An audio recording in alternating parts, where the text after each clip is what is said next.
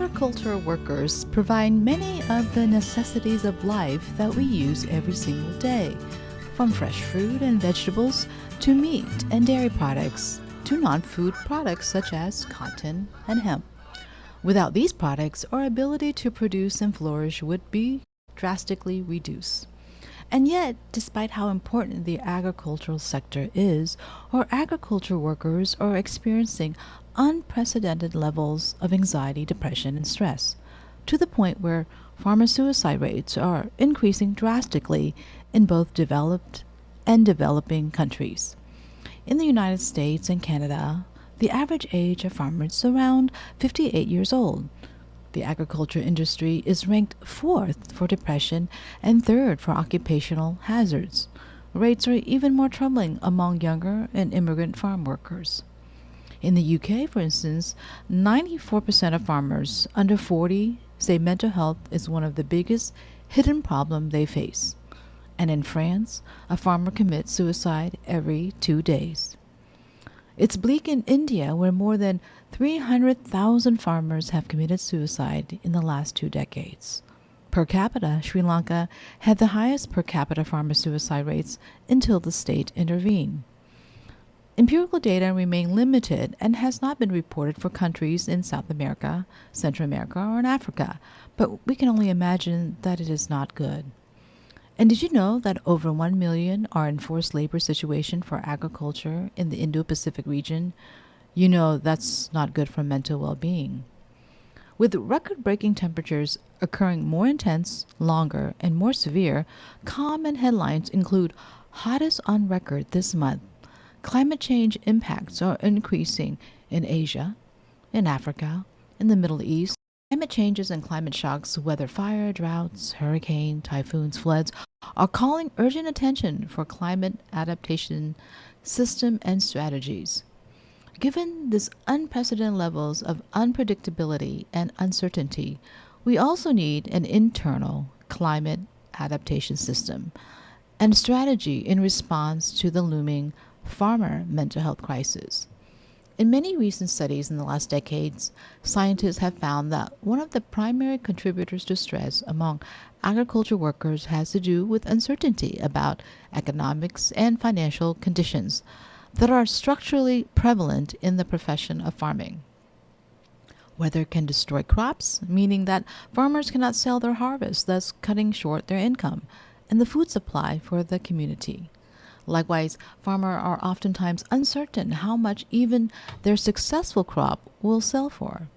Not having a steady paycheck, like most other types of laborer receive, can lead to fear and uncertainty about the financial future.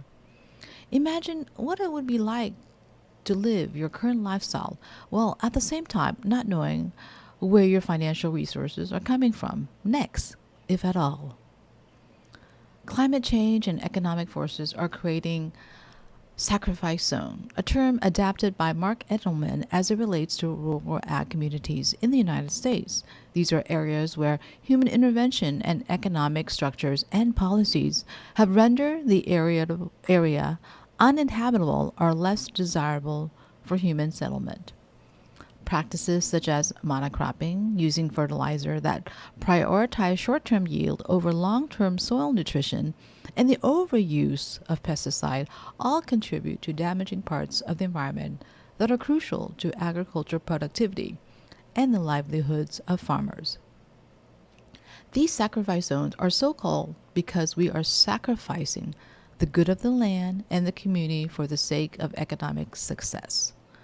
We are sacrificing our rural communities and leaving the farmers behind in economic no-man land for the sake of profit and productivity. This kind of value conflict is becoming more and more common in agriculture sectors across the world.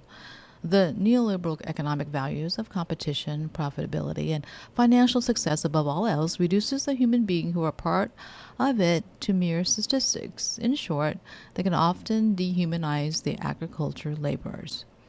Whereas previously, agriculture workers were respected or at least appreciated because they provided the means of nutrition for a community, now they can be seen as cogs in a great economic machine. We know from social psychology that social status matters.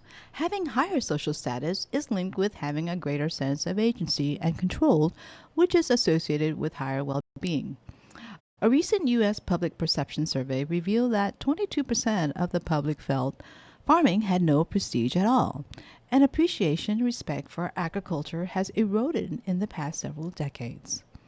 What is an important factor that has contributed to this? The economic values that have been the underbelly of our behavior and policies with respect to growth and efficiency, particularly in the mid 20th century.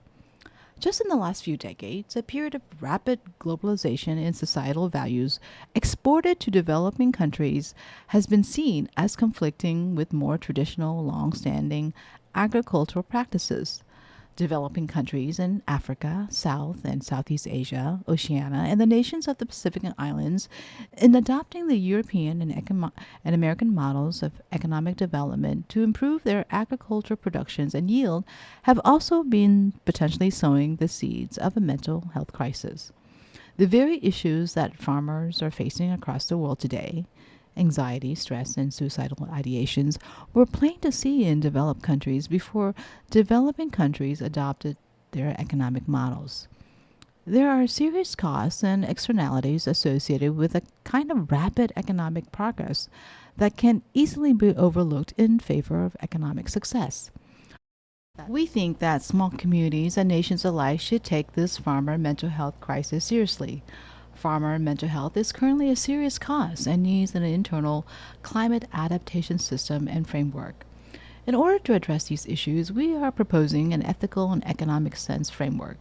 What we want to provide is a multifaceted approach to relieve the burden that farmers experience under the weight of economic pressures. There is no one size fits all solution to the problem for the very reason that so many culturally disparate areas around the world are experiencing these issues. Each culturally distinct community holds different values and different priorities, and to attempt to solve social economic issues with a strict model would be to render the cultural values of community as irrelevant or less important in the grand scheme of things. Therefore, rather than offering a blanket solution, we instead want to give policymakers the tools to figure out the best solutions for their particular cultural and axiological context. If cultural values are so different that there is no one solution, then where can we even start? We think that beginning at core values that are shared across communities, values based on common humanity, is the ideal starting point.